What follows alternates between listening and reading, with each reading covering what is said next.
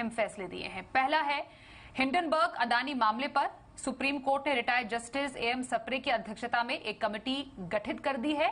तो वहीं कोर्ट का दूसरा बड़ा फैसला है कि अब सिर्फ केंद्र सरकार की मर्जी से नहीं होगी चुनाव आयोग में नियुक्ति, विपक्ष के नेता और चीफ जस्टिस भी करेंगे चुनाव आयुक्तों का चयन। इन दोनों खबरों को विस्तार से समझते हैं। दिल्ली से हमारे सहयोगी संवाददाता अरविंद सिंह। अरविंद, सबसे पहले हिंडनबर्ग अदानी केस में कमेटी गठित की गई है, कौन कौन है इस कमेटी में और कब तक इस कमेटी को अपने तमाम जो फाइंडिंग्स हैं उसको निकालना है और रिपोर्ट पेश करनी है?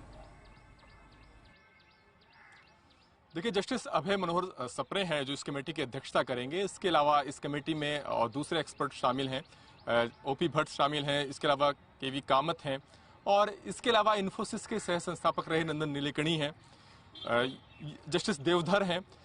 इस कमेटी को 2 महीने के अंदर जांच करके अपनी रिपोर्ट देनी है और कोर्ट ने ये भी साफ किया है अपने इस आदेश में कि आखिर कमेटी की जांच का दायरा क्या रहने वाला है। कोर्ट ने ये कहा है कि कमेटी इस बात की जांच करेगी कि अडानी पर जो हिंडनबर्ग की रिपोर्ट आई है उसके बाद शेयर बाजार में जो उथल पुथल हुई है, आखिर उसके जो कारण है उसका मूल्यांकन करेगी। इसके अलावा जो निवेशकों को कैसे जागरूक किया जाए, उनके हितों की सुरक्षा कैसे की जा सके, इसके बारे में भी अपनी कमेटी सुझाव देगी।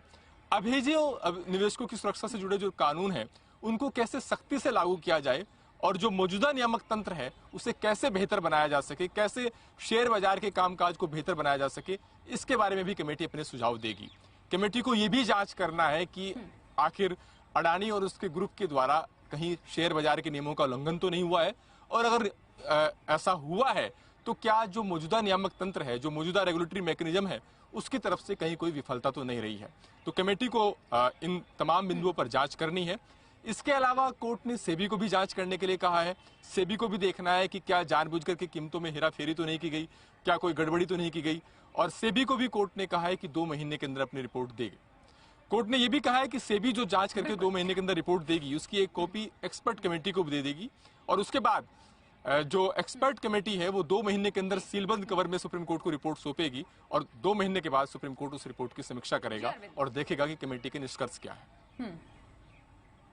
बिल्कुल। और दूसरे अहम फैसले में और ऐतिहासिक फैसला अरविंद है ये कि केंद्र सरकार की मर्जी से नहीं, चुनाव आयोग में नियुक्ति में अब विपक्ष के नेता भी शामिल होंगे, चीफ जस्टिस भी चुनाव आयुक्तों का चयन करेंगे, तो और इसमें पीएम भी शामिल होंगे। तो बेसिकली पारदर्शिता के लिए ये फैसला कितना महत्वपूर्ण माना जा रहा है सुप्रीम कोर्ट का? देखिए, ऐतिहासिक फैसला कहा जा सकता है जो चुनाव आयोग के कामकाज में क्रेडिबिलिटी को लाएगा, इसकी निष्पक्षता को लेकर के जो सवाल उठते रहे हैं उस पर विराम लगाएगा। और संविधान पीठ ने ये माना है एक मत से कि जिस तरीके से सीधे तौर पर सरकार द्वारा नियुक्ति हो रही है चुनाव आयुक्तों की, वो सही नहीं है, एक संवैधानिक संस्था की क्रेडिबिलिटी के लिए ठीक नहीं है। और यही वजह है कि सुप्रीम कोर्ट ने कहा है कि प्रधानमंत्री, विपक्ष के नेता और चीफ जस्टिस की जो कमेटी है वो सिफारिश भेजेगी और उस कमेटी की सिफारिश के आधार पर राष्ट्रपति भविष्य में चुनाव आयुक्त नियुक्त करेंगे। और जब तक सरकार या संसद इसे लेकर कोई कानून नहीं लाती तब तक ये व्यवस्था लागू रहेगी। एक और जो बड़ा सवाल ये था कि जो विशेषाधिकार हासिल है मुख्य चुनाव आयुक्त को, वही अब दोनों चुनाव आयुक्तों को भी हासिल होगा। यानी जिस तरीके से महाभियोग की कार्रवाई के जरिए ही सिर्फ मुख्य चुनाव आयुक्त को हटाया जा सकता है, अब संविधान पीठ ने साफ किया है कि बाकी दोनों चुनाव आयुक्तों को हटाने की प्रक्रिया भी वही रहेगी। तो कहीं ना कहीं चुनाव आयुक्तों को ज्यादा पावर देने के लिए और इसके अलावा इसके अंदर जो नियुक्ति है उसको और ज्यादा पारदर्शी बनाने के लिए एक अहम फैसला कहा जा सकता है सुप्रीम कोर्ट का। बिल्कुल। धन्यवाद करेंगे अरविंद इन दोनों ही महत्वपूर्ण और ऐतिहासिक फैसलों पर हम तक और ज्यादा डिटेल्स पहुंचाने के लिए। हमारे सहयोगी अरविंद बता रहे थे किस तरीके से सुप्रीम कोर्ट में एक तो इलेक्शन कमीशन की नियुक्ति को लेकर और अदानी हिंडनबर्ग मामले पर बनी कमेटी को लेकर 2 ऐतिहासिक फैसले लिए गए।